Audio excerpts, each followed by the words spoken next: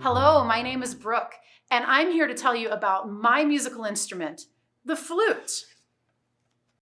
The first flute was made of bone, and it was made by hollowing out the bone and then carving a hole into the top of the flute that you would blow across to play the notes. Those bone flutes were replaced by wooden flutes, and then those wooden flutes were shortly after that replaced by metal flutes. The flute that I'm holding, which is the most acoustically advanced flute of all time, is pitched in C, and it's the one that's most commonly played in the orchestra. But there are a lot of other types of flutes. For example, did you know that the recorder is actually what's called an in-blown flute? And the flute that I play is called a transverse flute because it's played to the side. The only difference is that I make the sound by like when you blow into a soda bottle and you blow across the hole and the air hits the other edge and it makes a vibration down the instrument. But on the recorder, you blow what I call the air jet into the end here, and it has a little slit that makes the sound. So you're not blowing across, you're blowing into the end of it. The recorder sounds like this.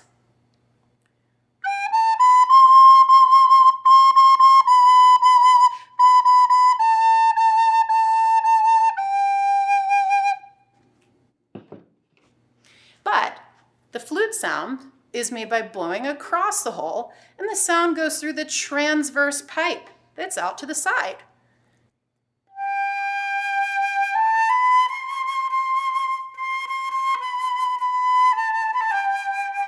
Like that. The modern flute can be made of metal or wood. The flute that I play is made of silver, and it's a heavy silver, which helps my tone sound really rich and full. So I talked to you about the idea of a transverse flute. The oldest transverse flutes were called traversos, and they only had one key. After the traverso, there were a bunch of keys added to the flute, and they were invented by a Bavarian flutist named Theobald Bohn.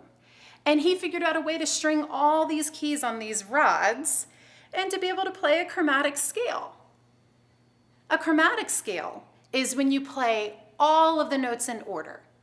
And on the piano, when you play a chromatic scale, you go in order, white keys and black keys, and it sounds like this.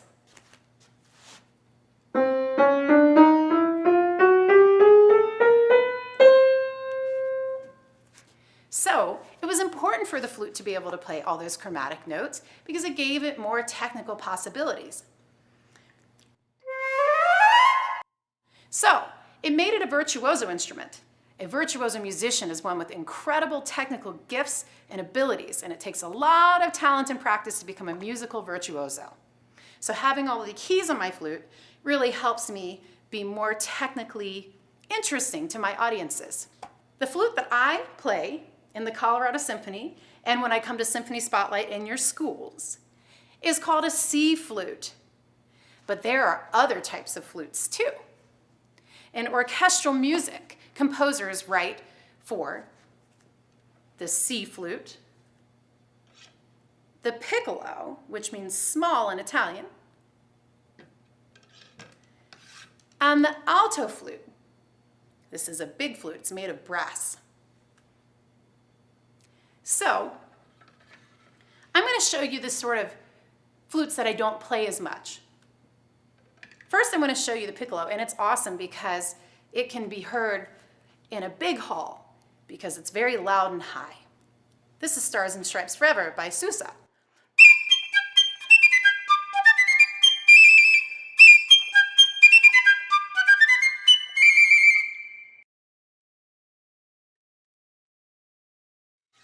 The alto flute has a totally different personality.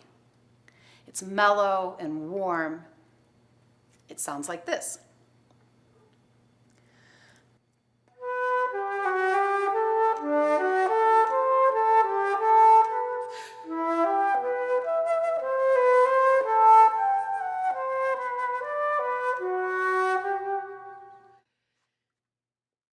And then there's this C flute.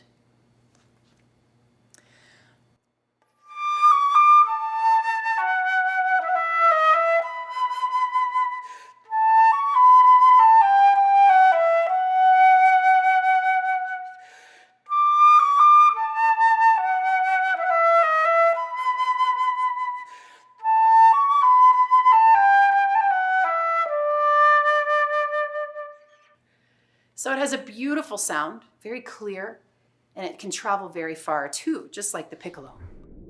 Did you know it comes in 3 pieces? This is the head joint. This is where I blow.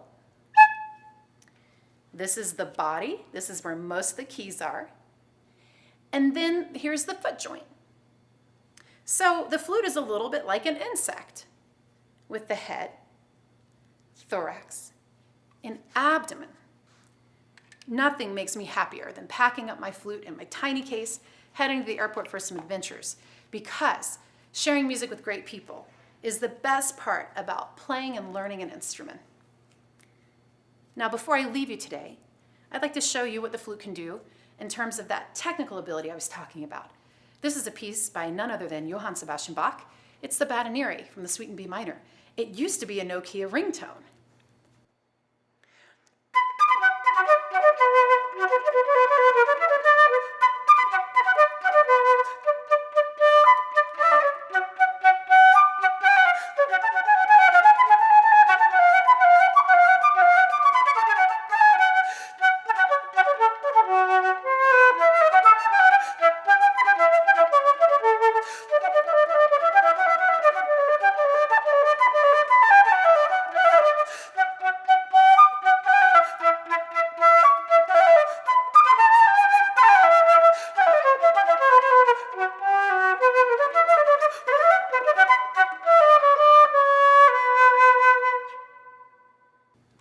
So that's what I wanted to share with you about my instrument, the flute.